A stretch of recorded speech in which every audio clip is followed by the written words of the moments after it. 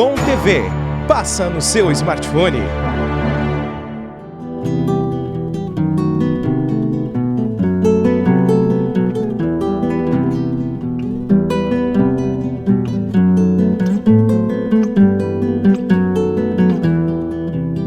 Buenas, gaúchos e gaúchas desta terra de homens e mulheres de cerne forte, cuja história tem como carreta de ponta o ciclo Farroupilha, quando nós, rio-grandenses, enfrentamos o Império do Brasil, fundando uma república nesse fundão de pátria. Terra que nos orgulha com usos e costumes de se invejar, passados de geração a geração, sem invencionismos ou imitações de costumes estrangeiros. Somos o que somos, conforme nossa certidão de nascimento, sem tirar nem botar. Estamos de volta com o nosso Prosa de Galpão pela Bitcom TV. Alegrando o teu domingo, gaúchos e gaúchas, provocando aquela saudade telúrica, remembranças dos tempos de guri, tempos de guria lá na fronteira, lá no Planalto, na campanha, serra e litoral. Enquanto a chaleira chia, as labaredas dançam entre os carvões e uma purinha faz rima contra o mate, eu, aqui sentado nesse cepo, sob um pelegão merino sorvendo do meu mate, peço licença gauchada para entrar no vosso rancho e compartilharmos dos mesmos desejos de tomar essa chucra saudade que corcoveia em nosso peito, saudade de coisas de nossa terra que ficaram lá atrás e que revivem no nosso Prosa de Galpão. Hoje continuaremos com o tema sobre o cavalo, animal de extrema importância e que caracteriza o tipo humano da pampa, que é o gaúcho. Como dissemos no primeiro bloco, não existe gaúcho sem o cavalo, tão certo como a espora procura o garrão e o galo o puleiro. Um ponto importante da história humana é que o cavalo foi domesticado há mais ou menos 4.000 anos atrás, isso lá pelos rincões perdidos da Ásia. Aqui na América recebemos cavalos domesticados com as expedições de Dom Pedro de Mendoza, com a chegada de Martins Afonso de Souza e alguns cavalos trazidos pelo governador do Rio do Prata e do Paraguai chamado Alvar Nunes Cabeça de Vaca. Será que é meu parente? Quem sabe? Naturalmente, o homem da pampa aprendeu a domar os cavalos chimarrões, desgarrados das tropilhas, ou abandonados nas expedições de conquistas. Além da utilização do cavalo, muitos artefatos também foram produzidos para essa lida, como o laço, as bolhadeiras, os relhos, os rebenques, os arreadores, lombilhos, bastos, estribos, as encilhas e outras coisas mais. Com o aparecimento dos muares, também surgiram as canastras, os ligais, as cangalhas e as bruacas. E já aproveito esse introito para trazer referências importantes de figuras ilustres que palmilharam por aqui nos tempos de antanho e deixaram suas impressões sobre os gaúchos.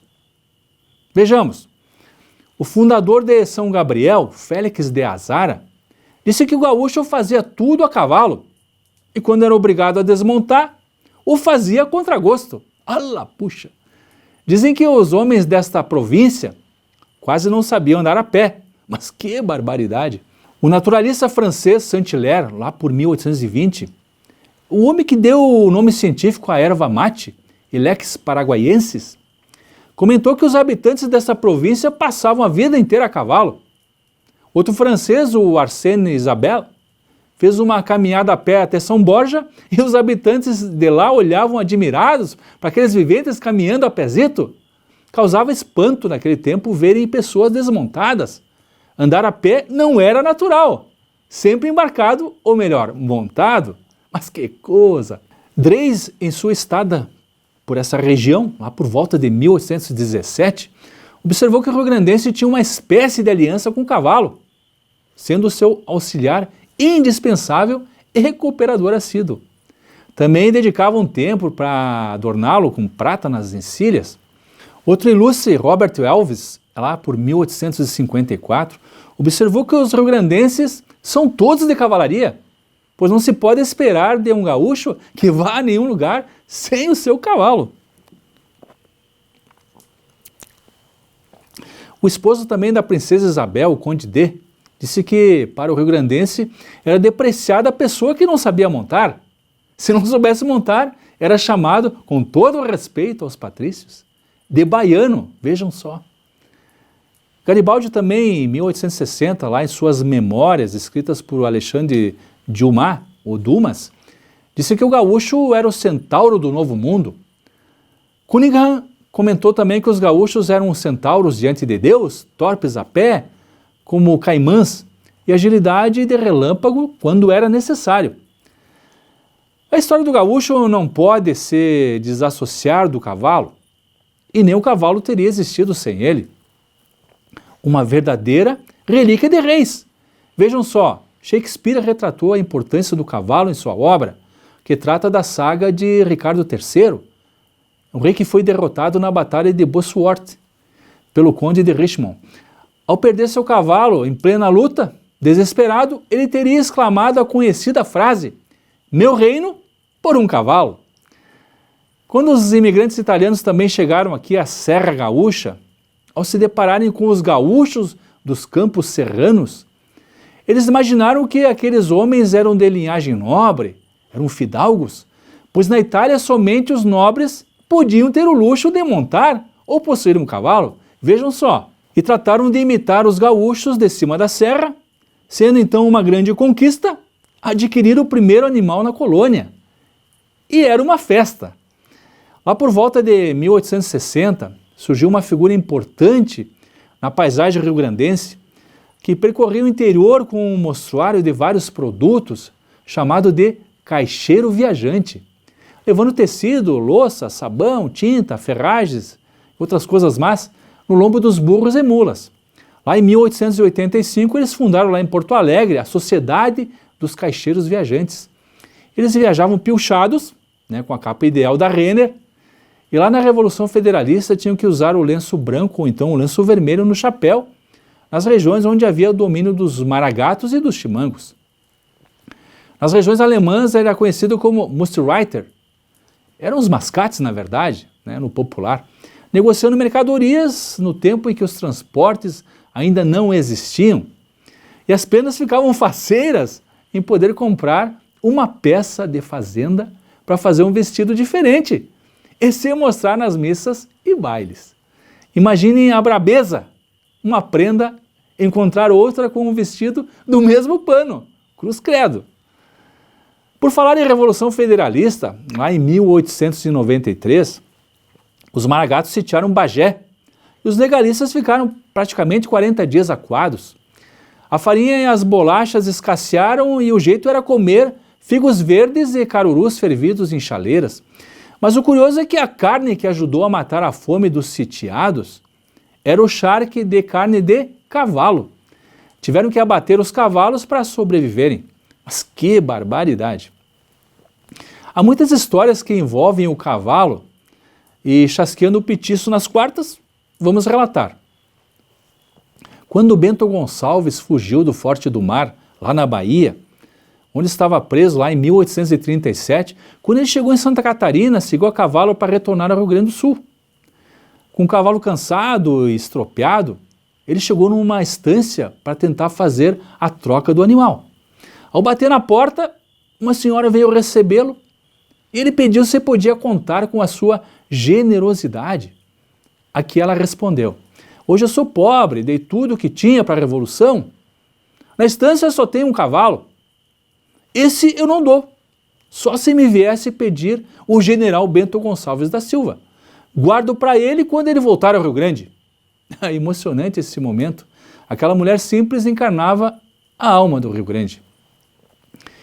Durante o ciclo Farroupilha, as mensagens ou chasques eram transmitidas por chasqueiros que o faziam a cavalo por todo o território rio-grandense e também com o Uruguai, que era o país vizinho que apoiava os farroupilhas nos negócios com mercadorias, com gado, com cavalhada, inclusive trocando mensagem entre as lojas maçônicas uruguaias e argentinas com as rio-grandenses.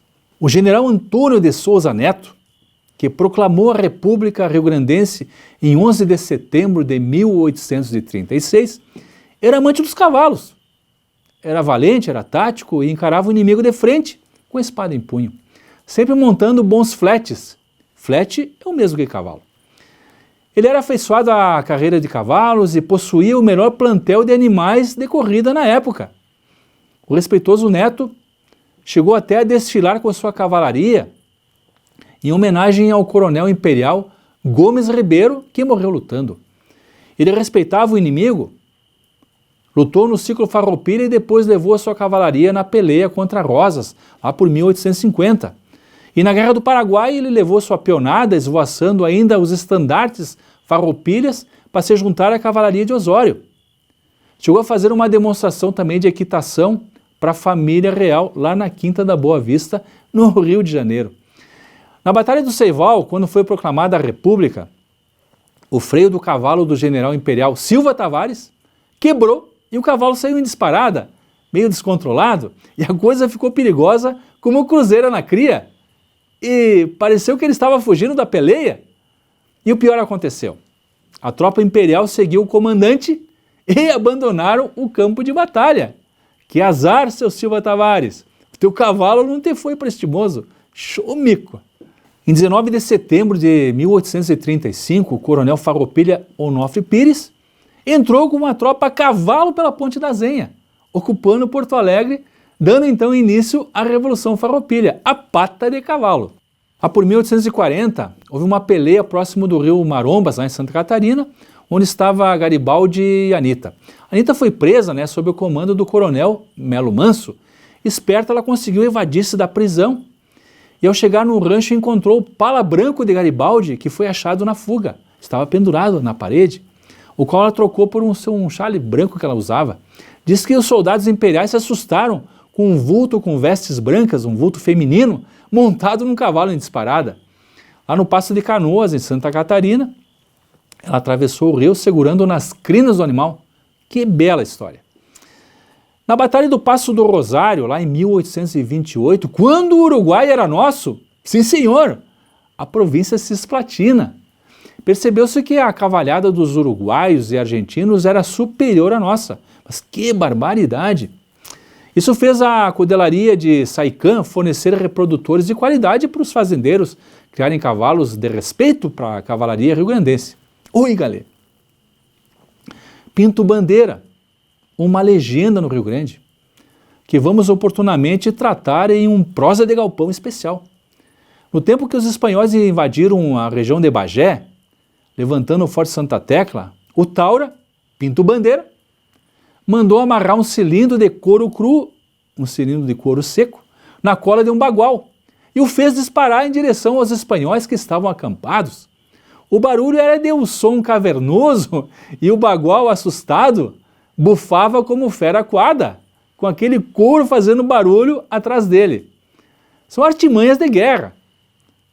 O Pinto Bandeira era tão temido que os castelhanos assustavam as crianças desobedientes, dizendo: "Hijo, viene Pinto Bandeira", para já que a gurizada se aquietava. Mas que chucrismo! Além da montaria, os cavalos ajudavam na tração dos canhões lá nas batalhas, e os cavalos se tornavam amigos dos soldados, festejando ao vê-los com um relincho ou então com aquele dilatar de ventas, demonstrando alegria. O cavalo sempre procura o seu regimento e também o cavaleiro que o monta. Nas batalhas, o cavalo não se assustava com os tiros de artilharia ou de armas, sendo considerado até uma praça que não se entregava ao inimigo. E tem um fato interessante: em Tuiuti, uma batalha na Guerra do Paraguai, um ordenança acabou sendo morto e o seu cavalo procurou sair pela brecha por onde entrara e caiu no meio dos paraguaios. Um tenente paraguaio tomou-o pela rédea e montou-o, conduzindo-o em direção aos brasileiros. Nisso, o regimento a que pertencia o cavalo surge na frente e o cavalo prende o freio nos dentes e abre carreira em direção ao regimento, indo se colocar lá na retaguarda dos seus. O tenente é aprisionado e teria dito: "Caramba, yo prisioneiro de um caballo?" Que história buenacha de se contar.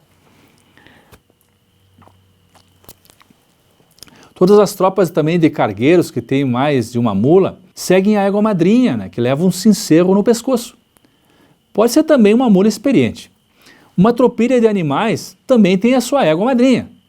E uma tropilha normalmente é composta de animais da mesma raça, da mesma pelagem, e podem ter de 10 a 20 animais. O saudoso Ney de Bertucci, num seminário de tropeirismo lá em 1992, contou uma história de égua madrinha. Disse que certa feita, durante a noite, a égua madrinha, se coçando, arrebentou a pescoceira que prendia o sincero. Os tropeiros então improvisaram um couro cru e prenderam o sincero novamente na égua. E aquela noite choveu e a tropilha estava solta no pasto. A água amoleceu o couro e o peso do sincero foi espichando e a pescoceira se soltou da égua.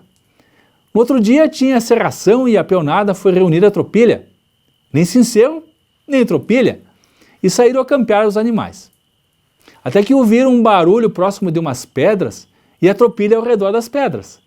Era o barulho do sincero e foram chegando e avistaram a toca de um graxaim e o bicho mastigando o couro. Com o movimento do graxaim, o sincero batia e a tropilha ficou ali reunida junto com uma leva do graxaim. Graxaim, graxaim, sempre presente no nosso prosa de galpão. Bueno, é importante falar de um parente do cavalo, que é o jumento, também conhecido por asno, então jegue, que são nomes regionais diferentes, né, dados para o mesmo animal. O jumento tem 1,30 m de altura e tem grande resistência e desde o início das civilizações ele vem sendo usado como animal de carga, também animal de sela e também de tração, sendo muito útil para os trabalhos pesados no campo. Mula e burro, por sua vez, são oriundos do cruzamento entre um jumento e uma égua. Se o filhote for fêmea, ela é chamada de mula. Quando nasce um macho, ele é popularmente chamado de burro. Tanto a mula como o burro são estéreis. São animais de carga indicados para andar por caminhos íngremes. O cavalo já não presta para locais difíceis, por ser vil e medroso. Num local de penhasco, o cavalo pode cair por ser medroso e os burros e mulas já têm um instinto de sobrevivência e não se jogam no peral. Os burros e as mulas têm como característica principal a forte personalidade e são inteligentes. Não avançam se sentem o perigo. Bueno, há muitas histórias para se contar de cavalos, mulas e burros. As mulas e burros vamos deixar para o tema tropeirismo, que logo abordaremos. Mas há lendas onde o cavalo e o burro estão presentes, né, como o do Negrinho do Pastoreio, a lenda do burrinho, né, que foi abençoada por Nossa Senhora. Ah, quase esquecia da mula sem cabeça. Ai, ai, ai. Há contos universais como as fábulas de Esopo, né, onde identificamos mais de 10 fábulas relacionadas ao burro e ao cavalo. Nos contos de Andersen, vamos achar o conto do Nicolau Grande e do Nicolau Pequeno.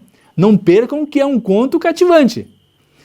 No meu livro, No Campo dos Contos, Contos de Campo, falo de cavalos nos contos Os Cavalos do Pompeiro Orelhana, no Carreiras de Domingo e Um Dia com o Tropeiro. Temos um conto conhecido pela gauchada que é O Cavalo Verde. Procurem, quem não a conhece, não percam. A nossa música regionalista também nos premia com músicas sobre cavalos, como os Bertucci, os Monarcas, o Porca Véia, o Joca Martins, o Teixeirinha, entre outros, com as peças Cavalo Zaino, Cavalo Preto, Cavalo Tostado, Picasso Velho, Zaino de Estimação, e para se falar de cavalo. Ah, tu gaúcho, sabia que o gaúcho primitivo fazia suas botas do garrão de potro? Sim, senhor. O couro inteiro das extremidades da perna do potro era sacada, preparada e moldada para servir de bota para os homens. No entanto, o gaúcho preferia as botas feitas com as extremidades das terneiras e das vacas, naturalmente porque era mais macio.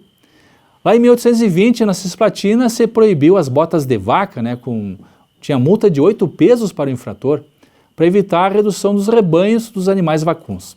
Ah, e tem os versos do Jaime Caetano Brown, que assim retratam a bota de garrão.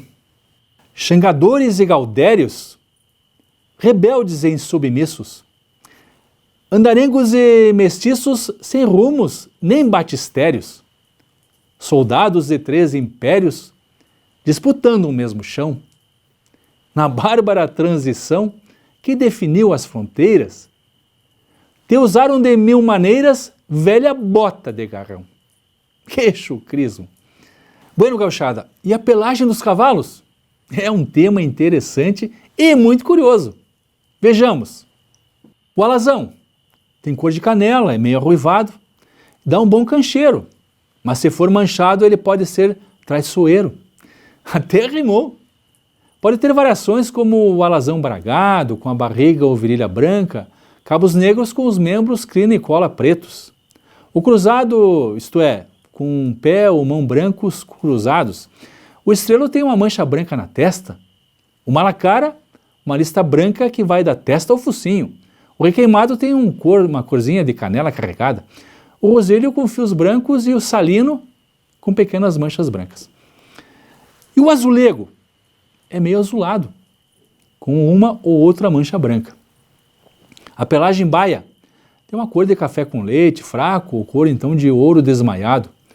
Pode ser encerado, que é uma cor de cera, pode ser cebruno, que é um café com leite forte, pode ser o ruano, né, que tem crinas e cola brancas ou amareladas. O tubiano tem manchas claras. Disse que não é de confiança o tubiano. Se vir alguém com os arreios nas costas, pergunte: onde deixaste o teu baio? Mas que coisa! O bragado tem a virilha ou a barriga branca e o corpo de outra cor, com partes brancas na cabeça e nas pernas. Não é de muita confiança. O colorado pinhão é um vermelho carregado, quase encarnado. O chita é o vero salpicado de pequenas manchas. O douradilho é um vermelho bem claro que brilha quando exposto ao sol. É cavalo bom de campo. E o entrepelado, que tem pelos brancos, pelos pretos e vermelhos misturados. O gateado tem uma pelagem amarelo-avermelhada. Às vezes tem raias de mula nos membros e a faixa mais escura das cruzes até a raiz da cauda. É caborteiro, mas é bom de campo. O lobuno é um cinza, né, cor de lobo. Disse que ele cansa muito fácil. O malacara geralmente são cavalos vermelhos que tiverem à frente da cabeça uma mancha vertical, né, dos olhos até o focinho. Se for preto, pode ser o Picasso. Pelagem moura são pequenas pintas brancas sobre um fundo preto. Cavalo Picasso é todo preto, né, com mancha branca nas patas. O rosilho são pintas brancas sobre um fundo vermelho. E o cavalo de pelagem ruana é um vermelho claro com crina e cola branca. E o salino? Esse é salpicado de pintas pretas, brancas ou vermelhas. E o tordilho, muito conhecido, fundo branco com pintas levemente mais escuras, de um branco sujo. O tordilho negro tem fundo branco com pintas de um preto desmaiado. E o tordilho vinagre? Esse tem o fundo branco, né, sob pintas marrons. O cavalo tostado? Esse tem uma cor de castanha madura. E o zaino é um marrom escuro e o zaino negro é quase preto. Também tem o zaino pinhão. O cavalo tubiano? Esse tem faixas largas e bem definidas, brancas e vermelhas, ou brancas e pretas, em geral dispostas verticalmente. Disse que esse nome vem do brigadeiro paulista Rafael Tobias de Aguiar, que veio aqui se abrigar no Rio Grande na época do ciclo Farroupilha. A sua tropa montava cavalos malhados, manchados, e a gauchada apelidou os cavalos de tobianos, em homenagem a esse comandante. Essa pelagem também é chamada, aqui no sul, de pampa, pelagem pampa. Bueno, gauchada, vamos arrematando então o nosso prosa de galpão, com algumas expressões fazendo analogia com o cavalo. Vai mal o olho da gateada? Ou preteou o olho da gateada? É sinal que as coisas não vão bem. Xergão mal lavado, cavalo pisado, peão relaxado. Nem precisa explicar. Lombilho velho, carona nova, xergão fora. É o mesmo que dizer moça nova, casada com velho, e lar desfeito logo. Chumico. Gaúcho sem cavalo é como Cusco sem dono. Enfiar um buçal engraxado é dar-se mal numa empreitada. Entrar amarelo e sair baio, topar-se mal numa empreitada. De freio e pelego na mão, é a moça namoradeira ansiosa para achar um namorado. Cavalo de campo não come pasto cortado, ou mesmo que ovelha não é para mato. Bueno, gauchada, por hora apeamos do nosso cepo empelegado e encerramos esse segundo bloco desse fascinante e curioso tema sobre o cavalo, animal a quem devemos nosso preito de gratidão por participar das refregas na fronteira, garantindo a nacionalidade, e ser o fiel companheiro do gaúcho, ajudando nas lides de campo e na movimentação da economia, além de encurtar as distâncias entre os povoeiros, levando e trazendo chascas. No próximo domingo, estaremos de volta com mais um Prosa de Galpão pela Bitcom TV, trazendo um novo tema gaúcho. Até mais!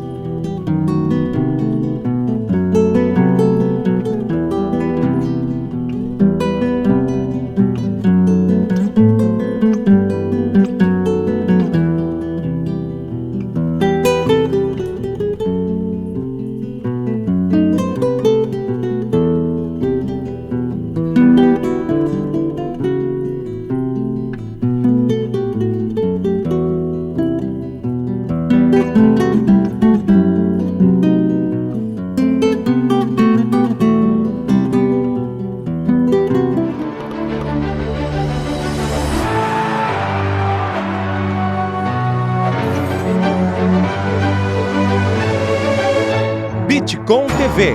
Passa no seu smartphone.